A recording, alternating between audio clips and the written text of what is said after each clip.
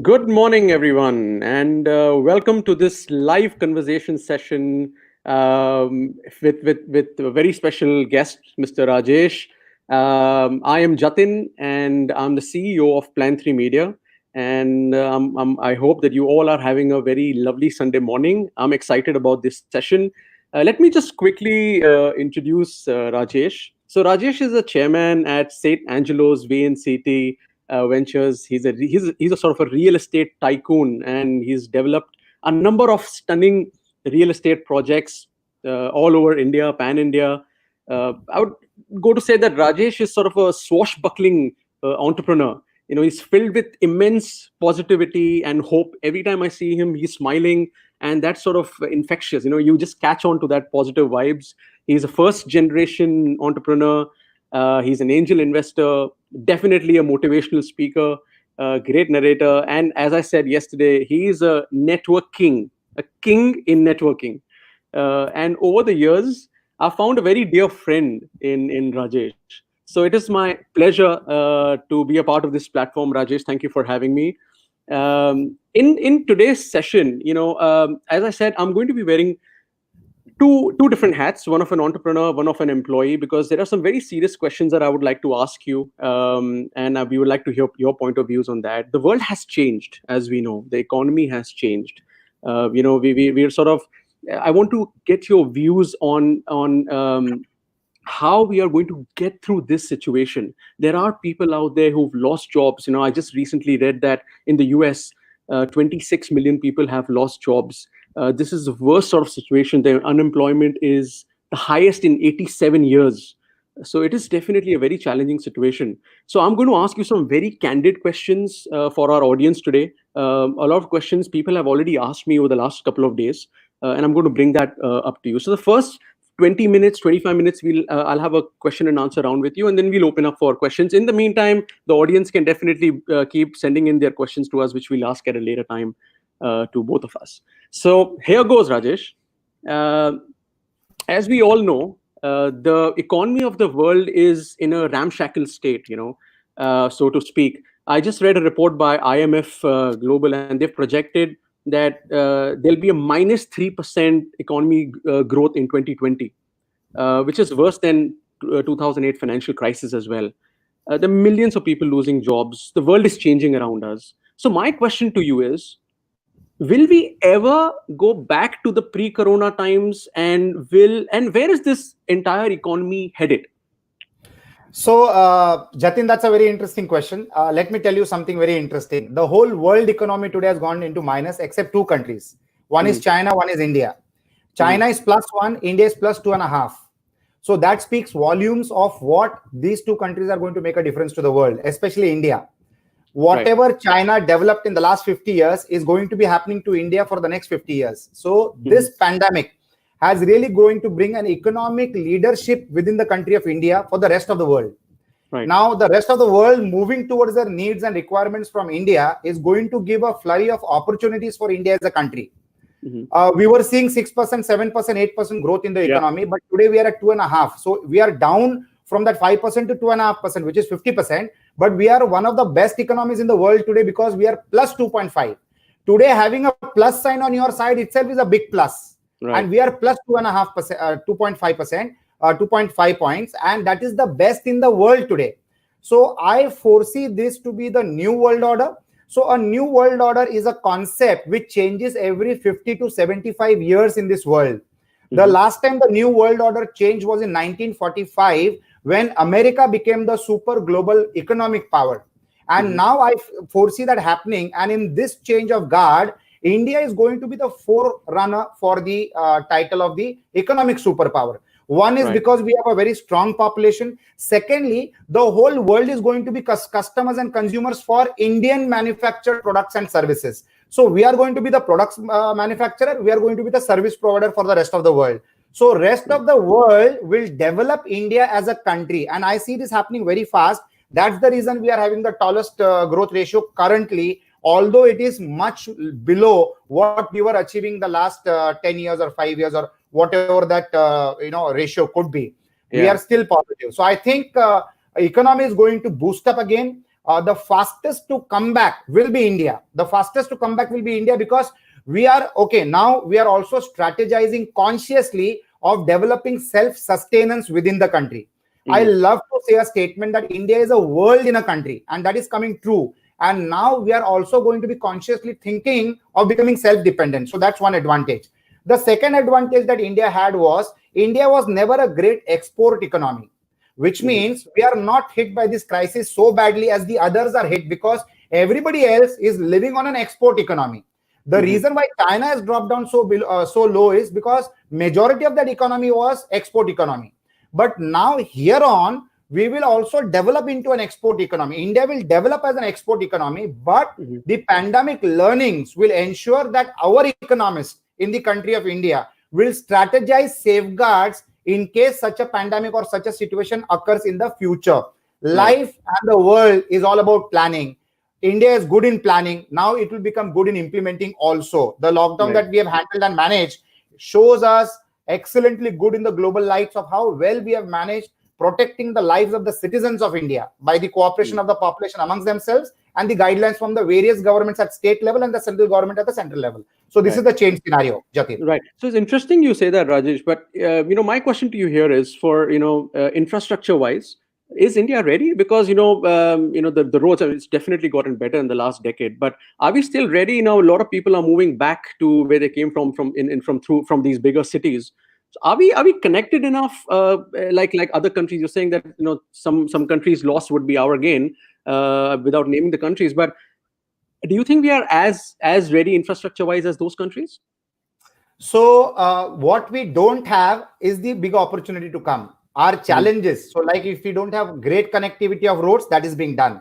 If we don't have great telecommunication connectivity, that is being done.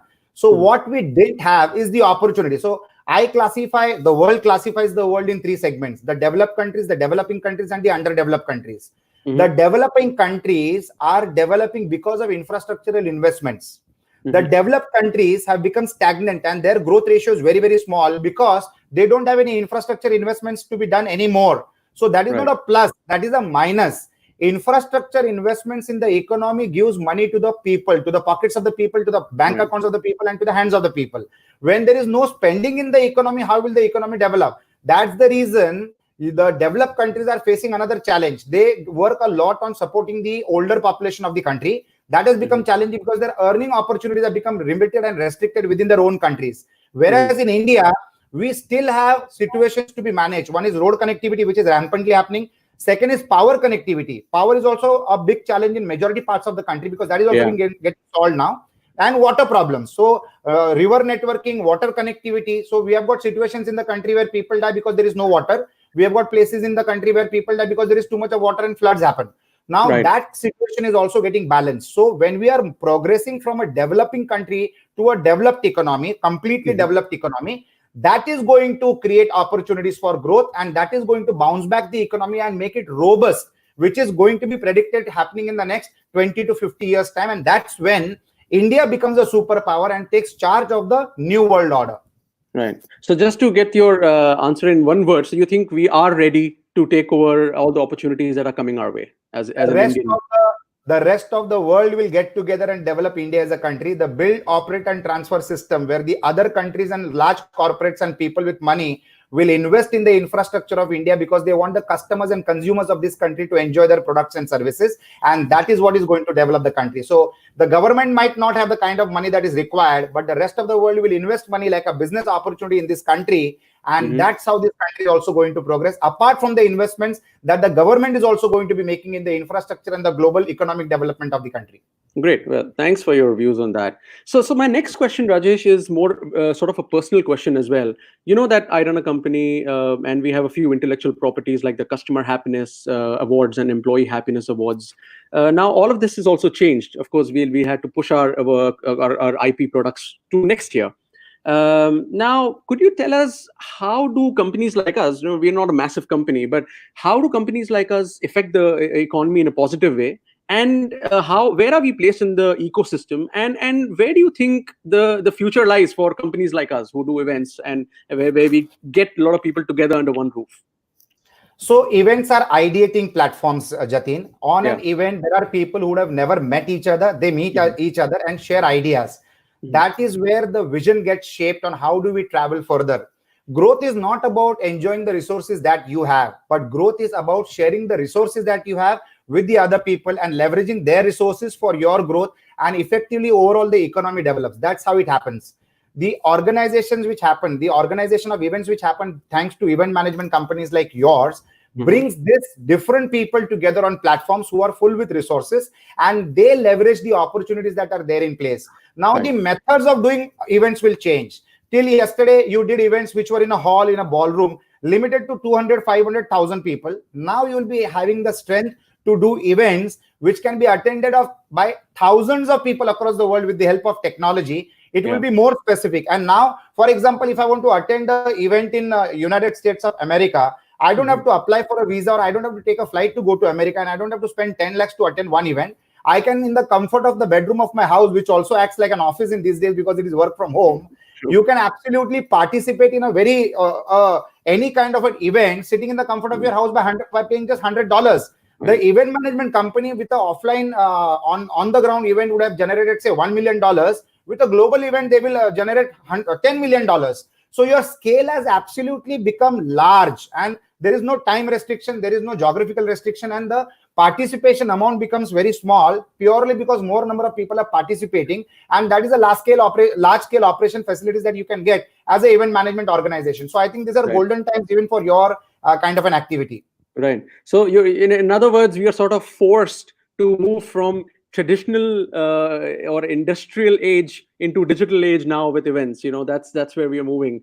But thanks for that, Rajesh. No, so similarly, like events, there are other industries which are severely hit, like the travel or the cinemas. So let's talk about these two industries in specific. What do you see the future of travel, airline industry, and the cinemas? The businesses are classified into three categories, Jatin. One Hmm. category of business is the business which will grow exponentially because of this pandemic situation. Right. One industry for that is pharmaceuticals, other Yeah. industries technology, other industries food, shelter, and clothing. So Hmm. these sectors are going to go crazy. They are going to Right. boom. Okay. The other sector is they are going to break even. And the Mm. third sector is they will be uh, absolutely badly hit for the next 6 to 30 months or 42 months. Okay. Right. Now, tours and travels and restaurants are going to be sectors which are going to be impacted for the next 6 months to say 36 months. Now, Hmm. you need to sustain that particular Yeah. period of time till social distancing gets relaxed, thanks with the medication and the vaccination that might come up. But you have to sustain till then. What do these companies do? These companies need to diversify into activities where they can utilize their experience, their existing resources, and their Hmm. past customers. By leveraging these three aspects, they need to relaunch themselves into doing something different. The restaurants will now become a cloud kitchen where food will be delivered at residences or your office places. But at the same time, you have to rework on your expenditure, because you cannot pay a commercial price for a rented premises for a restaurant and do home deliveries. That is not Hmm. possible. So you have Correct. to rework your expenses, and the things will change and you'll adapt into the new world order. So that should not be a problem. I think you have to re-strategize the business that you do, and you need to start alternate lines of business to make sure that your existing resources, past experience, and existing customers can help you to generate revenue to tide over the current times. Right. Well, okay, fair enough. But I know that you work like a machine about 18 hours a day, and you're not much of a cinema goer. But tell me about cinema specifically. What happens to cinemas? When do you think people will start going to watch movies Cinema again? cinema is already changed. People are glued to Netflixes and the Amazons and the Yeah. Hotstars and the variety of other OTT platforms, and people are watching, and people have made their homes into their bedrooms and their TV rooms into luxurious theaters where it is private watching for them. It's like the beaming of a movie in your house directly. So things have changed. Habits have changed. Cinemas will Right. take some time to come back, but cinemas will always be there for an experience. So you'll have cinemas where luxuriously there will be spaces between seats, but the ticket prices will be very, very expensive. It will be Hi. more of an experience than actually watching a movie content in the theater. But that will take Right. some time to come, and that Okay. the theater owners are also aware about. Right. Fair enough. Well, thank you so much for that point of view. Okay, so now I'm going to ask you a little bit about real estate. Now, this question is sort of popping up quite a lot now. As you see, a lot of companies, Apple, Facebook, they've told the employees that come back to office next year, so you can work from the comfort of your home, right? Now that also means that if the trend continues and if people get completely they adapt to working from home, the commercial rent is going to crash. So what are your viewpoints? Do we need such fancy offices now? I mean, you have an office in Dubai, you have an office in India, of course. So where do you see the future of commercial real estate going? Tell us about that. Nothing is going to go anywhere, Jatin. The commercial real estate will stay. The residential real estate will stay. The numbers will change. The expectations will change. The profitability will change. And it will become like a factory industry where you cannot have abnormal profits over per square feet. That will get regulated. And obviously, there will be use of offices plus residences. In fact, a lot of people will start preferring working from home. So it might be a 3 days office, 4 days work from home culture. For some jobs, it will be all the 7 days, just come to the office twice in a month kind of a home culture. What people realized in this last 50 days of being within the house is that you can be more productive wherever you are, provided you are stress free. So when you are operating from home, you don't have the stress of the traffic jams. You don't have the stress of rushing into driving your own car or catching public transport. So you are saved from those kind of stresses. So you can become more productive in the activity that the company is expecting out of you. But at the same time, office going is definitely going to be a culture. It might change a little. Shifts will come into place, lesser number of hours, lesser number of days per week. But your responsibility is going to multiply, your working hours are going to increase, and you are going to be measured every single minute thanks to the various technological tools which are available, which will measure the productivity of every human being. And you have to be contributive to the organization that you are associated with. Working from home is not going to be a picnic. You are going to be more answerable, and you have to be more accessible and available on the phone and on your computers at all possible times. And you are going to be viewed from that angle, and you will be monitored from that angle. So real estate at homes is going to change dramatically. So when you, in the near future, when you enter into a home of somebody, you might not realize whether it is a home or whether it is an office, because the look is going to change, the interiors have changed, the mindset have changed, the electrical fittings will change, and the atmosphere in the living room will dramatically change. You might not figure out. So there is going to be a blend of a house and an office together, combined together. It is also decentralization of your infrastructure. So the company who is giving you a job will already give you a job, because they will now ask you, do you have strong Wi-Fi at home? Do you have a desktop at home? Do you have proper sitting arrangement at home? Is there proper light arrangement when you are going to talk to us on a Zoom call or on a technological call? So your questions in an interview are also going to change once the lockdown is opened up and the world comes back to normalcy. That's a very good point that you made there. So Rajesh, tell us about the malls. Now, you know, the some of the renting in malls is very, very expensive, right? I mean, in different parts of the world, Mumbai, Dubai. How are retailers going to survive? Because now, as you said, everything is moving digital. So what happens to the malls? I mean, like cinemas, you mentioned that. What happens to the malls? So the malls also stays, Jatin. The malls will be a trial room. The shop in the mall will be a trial room for a buyer. Once he will go and try and match his fit, he will start ordering the same product from the online stores. So the mall spaces and stores for retail will become their hoardings. They'll be their billboards, an experiential billboard where you are not going to only read that information, but you'll wear that jeans, you'll wear that blazer, you'll wear that sari, you'll wear that top or whatever. And then you will then go back and start ordering that fit, which fits you. It is a look and feel that you will get accustomed with, and you'll start ordering it online. So every global retail brand in the world is still going to continue with the stores, and they will consider it as an advertising cost and not as a revenue generating point. If the revenue generation happens, it's going to be considered as a bonus. That's how it's going to be happening. That's how people are going to view it. Fair enough. But sure that you can't pay the kind of rents you're paying right now, because currently all these shops are generating revenue. So when you're saying in future they're advertising, so the rents have to be changed, right? Automatically, like I said, the numbers are going to change. The reality is going to change. The activities will continue. The formulas will change. The use will change. The attitude will change. The numbers will also change. So for example, if a mall is charging you 500 rupees a square feet, they will have to come down to 200 rupees a square feet. But those are the practical realities. Those are the practical realities. Even the government will have to change their numbers, because the government charges on a mall are dramatically different than what they charge for an office premises. So even those numbers will change. So everybody in this world has to become very practical and has to adapt to the change scenario in terms of government making their charges, in terms of vendors making their charges, and in terms of customers accepting the charges what they can afford and they can pay. So it's going to be a number change game for everybody psychologically, physically, mathematically, and accounting wise also. Well, fair enough. Thank you so much. So now I'm going to remove my imaginary entrepreneur hat and I'm going to wear the employee hat and ask you some questions. So Rajesh, now let's get very candid here. I put a post on LinkedIn a few days ago, and I've got 100,000 views, and number of people, I've got like 350 people approached me either through LinkedIn or email. And a lot of people don't see the light at the end of the tunnel. Now, these are the people who've lost jobs. It's a very grim, serious situation. So they don't see the light at the end of the tunnel. So what is your sort of advice to them in this scenario?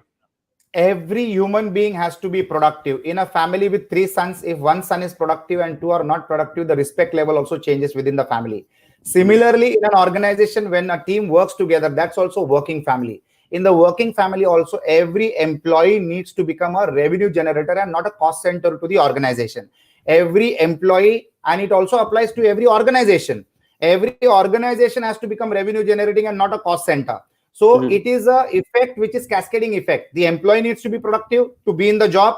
The organization needs to be productive to be in the business, and the government has to be productive to be in the government. So everybody is going to face competition on how productive you can be. It's a game which everybody is playing all the time, and the productivity of a person will be visible, and he has to be absolutely revenue generating to the organization.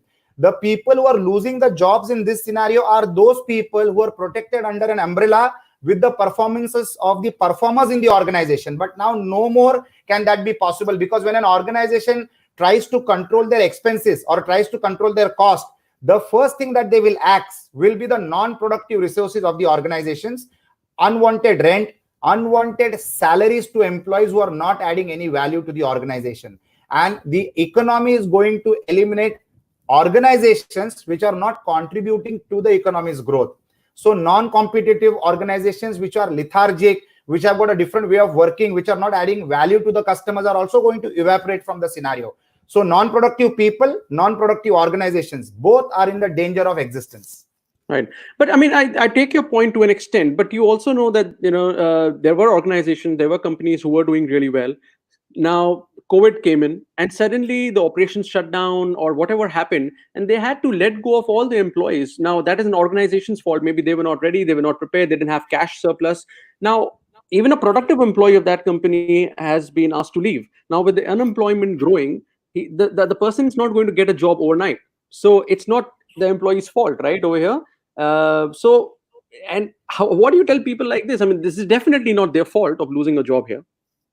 Okay, so Jatin, there are various situations in this economy. Whenever there is a depression that happens due to a situation like a pandemic, there are various situations. So one situation is an employee loses a job because he's non-productive. Another situation is the employee is productive, but the organization is not productive. So the organization folds up and a productive employee loses his job. The third scenario is the employee is productive, the organization is productive, but the country has become a logjam. The country has got bigger challenges than the organization's productivity and the employee's productivity. So the company is coming into a challenge. Now, what do you do in these situations? In the situation of a productive person losing a job because the organization folds up, he will be absorbed by other organizations, because today the biggest manhunting is happening for productive people. Organizations are looking out for productive people who come with experience and a ready market.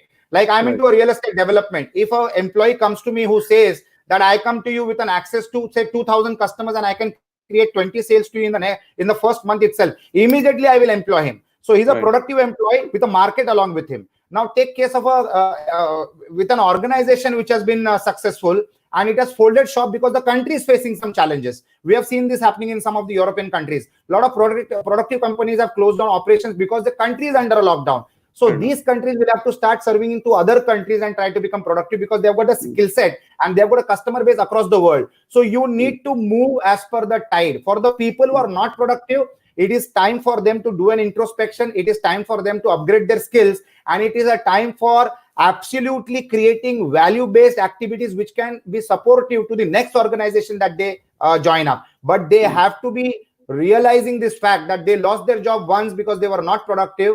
They cannot afford to do that ever again. And every effort is going to be measured, monitored, and accordingly they will be paid.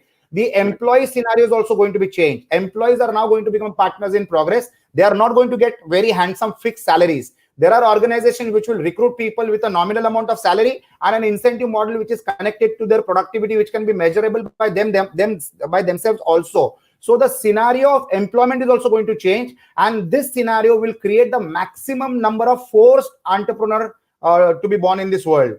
What is forced entrepreneurship? Ultimately, when the man is not going to be employed anywhere at all, he still needs to do something for his livelihood and supporting his family. This is the time when he embarks on a journey of entrepreneurship on his own, where now he will start thinking like an entrepreneur, where he will not wear a watch, or he will not see at the calendar whether it is a Monday or a Sunday, where he will not look at holidays, but he has to keep the food on the table in the house. So he has to work all the time. And this forced entrepreneurship will help him to sustain and overcome the scenario, and probably he might become a successful entrepreneur than he was as a successful employee. So the scene might change for him as well. Right. But that sounds like a great story, and forced entrepreneurship. But my question to you here, Rajesh, is that you're a successful businessman. Of course, everyone's business has been impacted, but you've been running successful businesses in different parts of the world. So probably you're thinking from that point of view as an entrepreneur here, and saying that look, everyone should be motivated, learn a skill, upgrade yourself. Fair enough. There are people in the world who are self-starters who learn a number of things, and they've used the lockdown to create a number of courses. They've done courses. But what about people who have lost their jobs? They have their mortgage to pay. Now banks are giving mortgage holiday just on the principal amount. They're still charging the interest which you have to pay later. So every 3 missed installments of mortgage will increase your mortgage by 8 installments at the end of the tenure, right?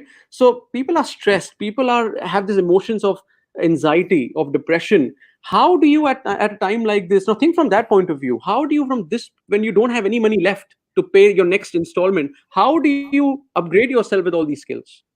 You have to do your resource rearrangement. What is resource rearrangement? You have to calculate the list of priority on what you can keep and what you can let go. That's point number one. Another ground reality which we all have to face is, now for the next 5 to 10 years, the world is going to turn into a loan economy. What is a loan economy? Right. Everybody who tied over the current scenario will have to borrow. You'll have to either put in your personal capital, consume it, and after that you have to borrow. So you'll have to do your resource planning. What do I mean by borrowing? The government is going to borrow for the citizens of the country. The companies, the organization, and the entrepreneurs are going to borrow for the organizational operations. The employees are going to borrow for sustaining their family. The whole economy has to borrow and sustain this time period and defer the time. If you are alive in your mind, I'm not talking about life. Everybody will be alive. We will have medication in place. We are having precautions in place. Government is protecting everybody. We ourselves are protecting ourselves and each other around us in the environment. But we need to be alive in our mind. By being stressed, you are not going to get a solution. You need to ideate with your circle of friends. You create a circle of trust on where you can do ideation of what can be done. And you need to tide over through these times. This is critically time to be together, to create an ecosystem. But everybody has to borrow. Now, every person has resources which he had never realized before. What you understand as resources and what resources you have are understood during trying times like the current time. So I think everybody has to do that. Nobody is going to come and give you dole money. Government is not going to give you free money. Organizations are not going to give free money to their employees. And the people are not going to get donations from somebody else. Everything is going to be a loan which needs to be repaid. And also, Jatin, understand one thing. Whenever you need to repay a liability is when you work hard, and that is where you become creative and intelligent and hardworking. The economy can function only if everybody works. Suppose if somebody comes and gives me 100 crores, I'll stop working. If I stop working, I'm not going to produce products and services for the environment. And if everybody starts doing that, then how is this economy going to function? Everybody in this world has to serve product or service to somebody else in the universe. That is how we are going to live and survive. So the liability creates a forceful situation for you to perform. Now, how effective you become in that performance is the skill set and the zeal that you have and the appetite for learning and changing the scenario around you and making your family and your organization and your country comfortable. So those parameters and proportions are different depending on the aptitude of every human being. But repayment of a liability, repayment of a loan, and answerability to the ecosystem is mandatory for all. There is no free lunch in this world. Even when the parents are feeding you, it is your responsibility to take care of them when it is your turn. So everybody in the environment has to support the environment by being productive in the environment. Repayment is a culture of growth, sustenance, and also happiness. Right. Wow. Wonderfully put. Thanks, Rajesh. So I'll just ask you one very quick question, which is the last question before we move on to question and answers. So if people have to upgrade, say they're self-motivated after this conversation, they get more self-motivated, and if they have to pick up a skill set, what is your first choice? So the skill set depends on your capabilities and your aptitude and your passion. Mm-hmm. Every person needs to do his SWOT analysis, your strength, weakness, opportunities, and threat.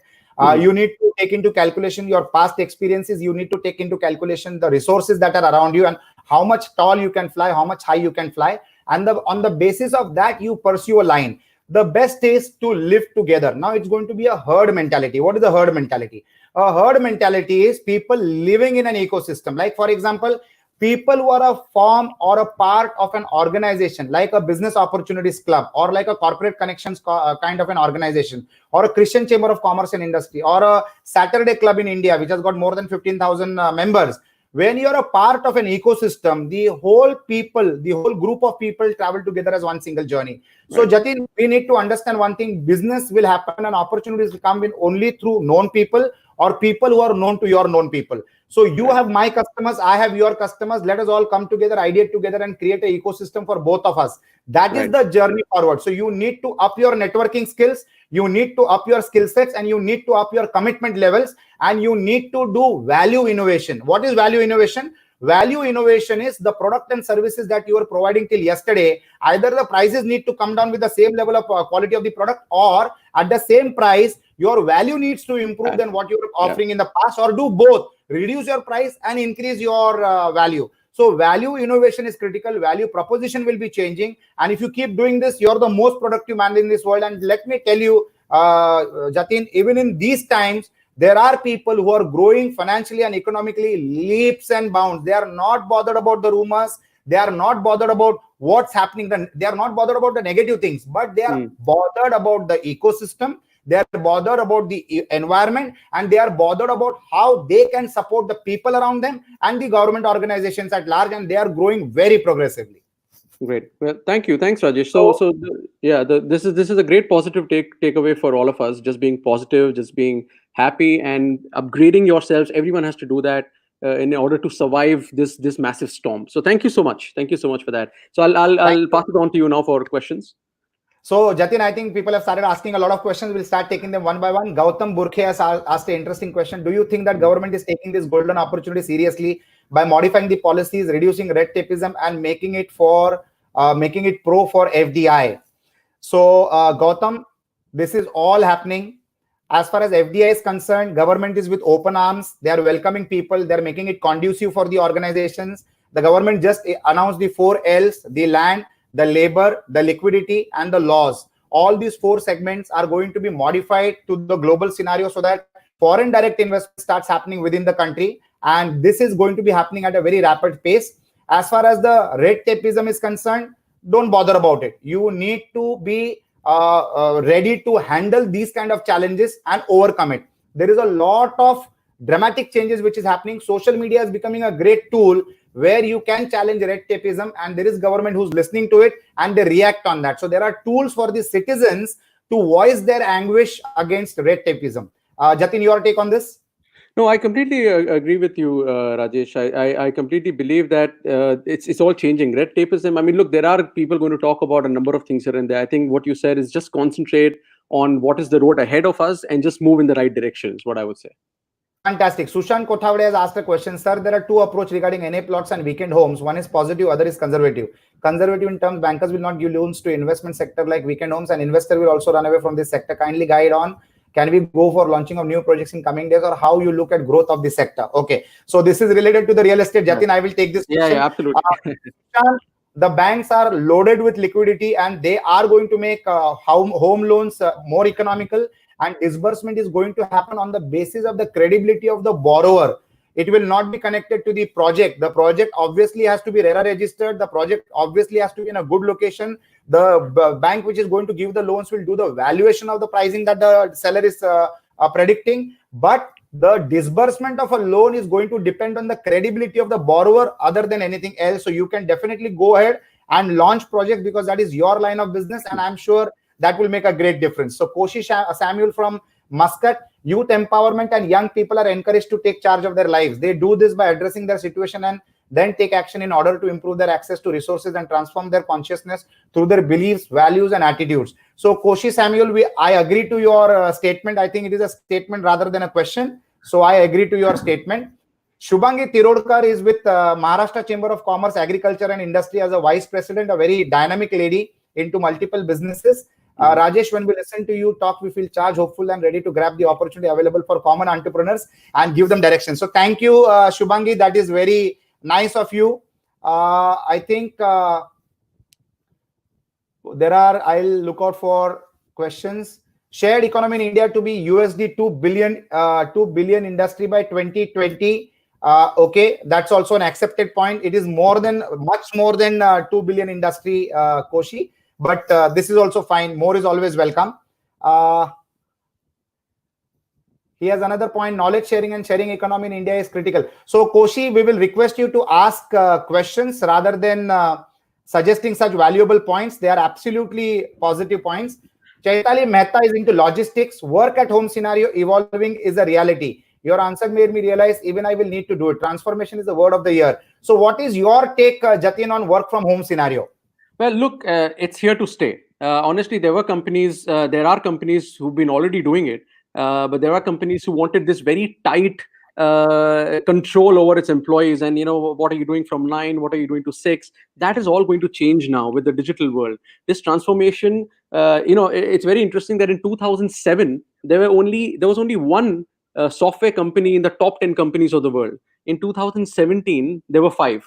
So if you're not transforming yourself, companies and individuals, you will perish. In the next 5 years, I don't think there is any company or any person who's still in traditional world, right? So transformation is the key. Everyone needs to adapt. Fantastic, Jatin. Gautam Burke has a question. Japan has already pulled out of China, but instead of India has finalized the option of Singapore due to red tapeism. How should government act in such situation and attract most of the countries to have setups in India? So Gautam, nothing to worry. How much Singapore can take, Indonesia can take, Malaysia can take, or any other country for that matter, or Vietnam might take, is limited. But the depth of India is unlimited. So when we have these countries exhausted, they will have to come to India. But let me tell you something more. India is not only going to provide products and services, but India is also a large market. So they have to come to India. Like, for example, Apple is moving to India. Facebook has taken a share in Jio. This speaks volumes. This speaks volumes about the opportunities that the world is seeing into India. I think these are all small challenges. There are lots of companies coming into India, and India is altering a lot of environmental changes within the country to absorb these large corporations coming into India. The positivity is lots of companies will come into India, and entrepreneurs like you and me are going to get those opportunities because they will need local partners like us to make them establish in this beautiful country of India. Jatin, your take on this? No, I see you're a champ in this, Rajesh. You're in India, so I completely back your point over there. I agree with Thank you. So Suyok Sonavne, we have to upgrade employees, organization, and government have all to be productive. I Suyok agree with that. Employees have to be upgraded, organizations have to be upgraded, and government is also doing its best on what it can do. So like how we entrepreneurs are collecting together and creating our ecosystem, similarly governments are also collating with each other and creating an ecosystem between multiple governments, also with the help of WHO for the medical challenges that we are facing, and also with the IMF for the financial challenges that the countries are facing. So it is all collaborations everywhere. On the government level, countries are collaborating. On the entrepreneurs level, even the entrepreneurs are collaborating. On the public level, people are collectively ideating to create solutions for the world. The next question is, do you think that a prolonged lockdown could be worse for society than the actual virus itself? Suraj, yes, to a great extent, but nobody knows the taste of poison. So nobody can say whether poison is sweet or spicy. Similarly, this virus is like a poison. We don't know whether we lift the lockdown immediately, whether it will be more dangerous or continuing the lockdown will be more dangerous. We don't know about that. But we have to go by the collective experience of the governments in the world, and that is a decision that they take collectively after taking intellectual inputs from rest of the world. So it is not one government which is deciding it. They are ideating on their levels and then taking decisions. We have to go by the flow, but lockdown has been opened up in phases in multiple areas by taking due precautions. We have to alter our business models according to the permission that we get in the city that we live and in the area that we operate. Working has not stopped. Our physical movement is stopped. But people are still working from home. Productivity is still there. The effects will start happening as the lockdown eases out. So that's my answer to you, Suraj.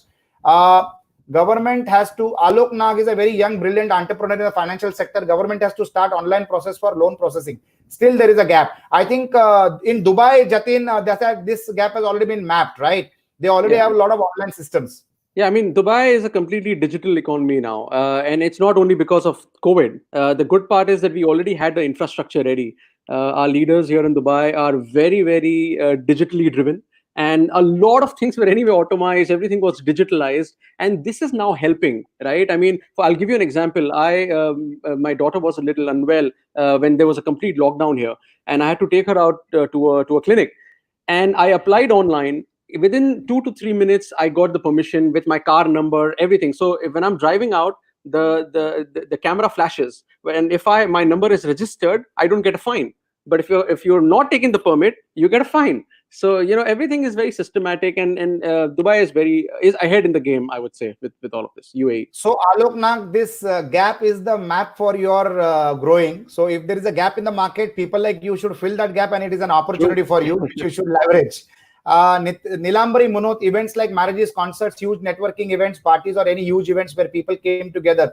Do you see that happening through any other mediums, Jatin? How are you redefining your events? Look, this is the time of best guesses, right? I mean, nobody knows the right answer. We were market leaders in community events, so all our events had 1,500 to 2,000 people. It's just like a marriage, on a larger scale, like a big Indian marriage. And we did these events every weekend: Friday 3 events, Saturday 3 events. So I really don't know, because we can't take that experience digitally. Definitely not, because some things you can't touch digitally. This is where kids are coming, playing in the bouncy castles, looking at the clowns, doing. So basically, this is a touch and feel event. So these events have to come back. Some things can be taken digitally, some things cannot. Of course, marriage cannot be taken digitally. I mean, you want to get in there, celebrate, right? So that's my answer. I will just share a very live example. There are friends of mine, Dr. Bharat Shah and Dr. Rita Shah, and their daughter is also a doctor. Her name is Janvi. She's in some part in Madhya Pradesh, and she was supposed to get married on a particular date. And can you believe this? The marriage took place with all the families being online, and only the pujari doing the marriage ceremony, and the bride and the groom, and the marriage took place. So we have advanced to an extent where, because of social distancing, you're still together with the help of technology. The event has not stalled. The event has not stopped. The marriage still happened. The people still attended, but the close physical proximity was not there. So there is a solution for every situation. We need to adapt to it and digest that situation. So can you imagine getting married without your parents' physical presence? It is impossible till yesterday. But today, marriages are taking place. My friend's daughter's marriage has happened in front of us. I saw the pictures. I saw the marriage happening. So things have changed. If you're forced to do that, you will do that. But I'm saying that that if you would be more happier if you were present in person over there. Right? So that's the difference. Absolutely. Vivek Mendonca is the director for Lawrence and Mayo, one of the foremost brands in the country and very popular. Everybody with eyes and specs on their nose are a customer of Lawrence and Mayo, with more than 145 years of operations in the country. Vivek Mendonca is asking on behalf of a friend, Gopal Krishna Raman, which new business to get into. Rather than answering that, asking this question, Vivek, Gopal Krishnan needs to understand what are his strengths, what are his resources, and which is the sector that he can support in their growth. Like, for example, the growth sectors are pharma industry, tech industry, real estate and housing industry, food industry, clothing to a certain extent, but clothing also as an industry because it is an essential. Any essential commodity is going to be having a lot of growth opportunities. And how can you associate with organizations where you can become a revenue partner to those organizations, not a cost partner, a revenue partner? And there will be a lot of organizations which will do joint ventures with you, because you are going to promise them growth on the basis of your past experiences, your resources, and your market expertise. So I think now we will take a last question and we can conclude this session. We're already on the fag end of the time. Mustafa Kanchwala, do you think real estate prices in cities like Mumbai, which are overinflated, will drop dramatically? So Mustafa, lots of people have lost opportunities and lost time by thinking that the real estate prices are going to drop. I know people who have not bought properties for the last 15 years. They didn't buy properties, and 15 years back, a property which was available at 50 lakhs is today available at 1.5 crore. So you have lost the opportunity of earning 1 crore. property purchase is always a long-term gain. It's not a stock market, or it's not a short-term play where you can buy today and sell it in a week's time. So you need to have patience, and you need to buy and stay on it, because property is one asset which will give you the pleasure of using it, which will give you the pleasure of earning for you through rentals, and which will give you the pleasure of earning the appreciation over a period of time. But where you buy, how you buy is critically important. You need to buy in the growth sectors and not anywhere and everywhere. Like if you buy in Bandra, you might not get an appreciation in the next 20 years time. It might be very limited appreciation. It is a good place to live, but if you want to look for appreciation, you should look at areas where the government is investing in infrastructure, and those areas will grow big time. The next 50 years, people are going to earn more out of real estate appreciation than out of doing a job or a business. Take this as golden words, and you will remember this for the rest of the life. You can cross notes with me after 10 years from today for the kind of infrastructure investments that the government is doing today. So friends, thanks a ton for this lovely amount of questions. There are still plenty of questions. Unfortunately, we have run out of time, and it is a 45-minute session. 45 minutes are up. Have a God bless future. Jatin Deepchandani, my absolute heartfelt gratitude for your participation and making this such an interesting conversation with some brilliant questions which I had never even thought about and I discussed with you. I'm sure this might be of some help to the people who are listening, and all the audience who has joined us in this session. I'm so grateful and thankful for investing your time, attention, and focus on us, and sharing your thoughts in the form of questions and educating us more about what's happening around the world. Thank you so much. Your take, Jatin. Thank you. No, thank you so much for being a great audience. It's been an absolute pleasure. I've learned a lot from you, Rajesh. So thank you. Great questions that came up. And if anyone wants to connect with me, please feel happy to do that. And thank you so much for joining us today. Thank you so much. Have a God bless day. Thank you.